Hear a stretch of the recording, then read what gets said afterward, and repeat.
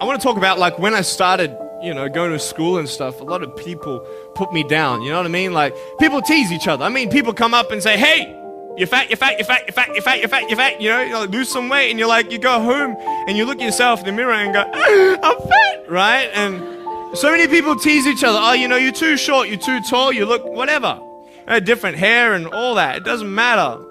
See, the thing is, when you're in school, when you're growing up in life, it actually sort of matters to people how you look. And then it matters to you because it matters to others. Why? Why does it matter how you look? Because if they don't like you, then who will? If they don't accept you, then who will? And the fear that we have is that we're going to be alone, that we're not good enough. And we have to change ourselves. And so many people put me down and say, "Nick, you look too weird and no one's really your friend and you can't do this and you can't do that." And I couldn't change anything. It's not like just fixing my hair one day and everything's fine. It's not like, just whatever. I couldn't change my circumstance. I couldn't just one day wake up and say, "Hey, give me arms and legs. I need arms and legs." You know what I mean? Like, I went to a bodybuilder, and said, "Can you make me some arms and legs?" No joking. Bodybuilder, you get it? Right? So this is the thing. I go up to people, "Can you give me a hand?" Just joking. But it was so hard because people put me down.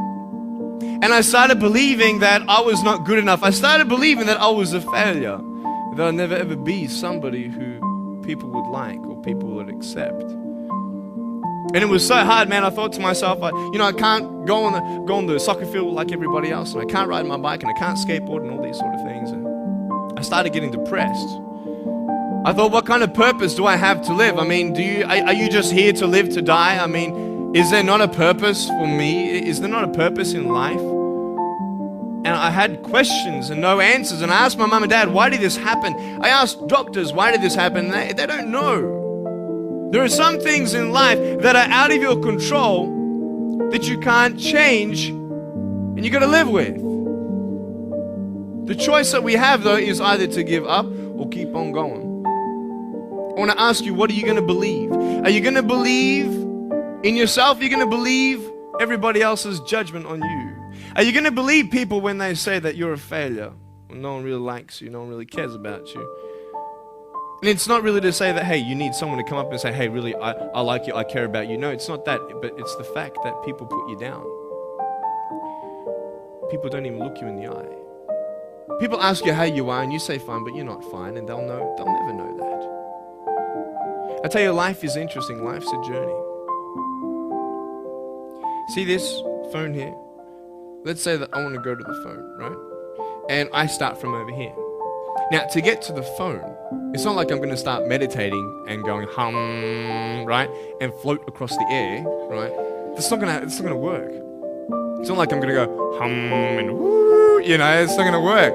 So I have to take one step at a time, one step at a time, one step at a time. You can only take one step at a time. I don't care how big your step is, it's only one step at a time. You can't do 2 steps in one. You understand? So it's like one step at a time. And you take steps in this direction, you take steps in that direction. You sort of get lost along the way, and sometimes you fall down. Now, to illustrate my point, I'm going to jump off the table, do a back twist, and land on the floor. Okay? Is that cool? Are you ready? Oh, there's a clock there. Okay, can you move the clock for a second, please? Beautiful, beautiful. All right. You ready? So, are you guys ready? Just let me know when you're ready. Are you ready? Okay, ready? 1, 2. I'm joking, man. Are you serious? Just put the clock back there. If I did that, I'll break my arm or something. You know what I mean? But honestly, along the way, you might fall down like this. Ready?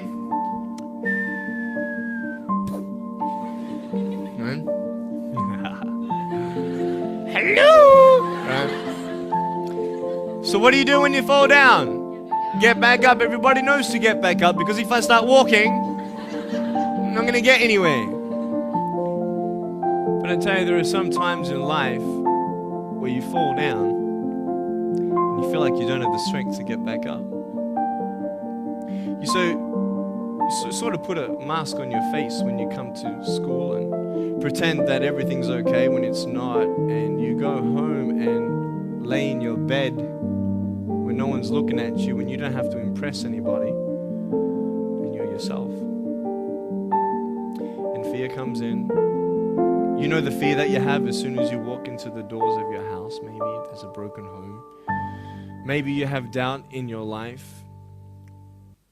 Maybe you don't know for sure what's going to be happening in the future and it scares you. Maybe you're worried about what people think of you, what people say about you. Just that fear paralyzes you. And I just want to ask you today, do you think you have hope? Because I tell you, I'm down here, face down, and I have no arms, no legs. It should be impossible for me to get back up. I mean, you go home and tie the legs and arms of your brothers and sisters and like push them down and see how long it's going to take them to get back up. You know what I mean? You know, you can tell them that you'll see them tomorrow. You know what I mean? But this is the thing. It should be impossible for me to get back up, but it's not. You see, I will try 100 times to get up, and if I fail 100 times, if I fail and I give up, do you think that I'm ever going to get up? No. But if I fail, I try again and again and again. For as long as I try, there's always that chance of getting up. Does that make sense? And it's not the end until you've given up.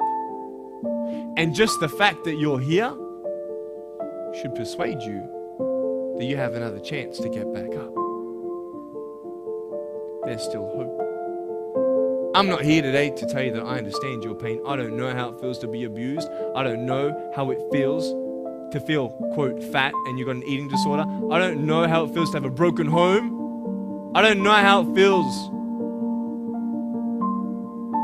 But I know how it feels to have a broken heart. And I know how it feels to be alone. And I want you to know that I found my strength in Jesus Christ, and you're going to find your strength in whatever you find it in. I just want you to know that it's not the end. It matters how you're going to finish. Are you going to finish strong? And you will find that strength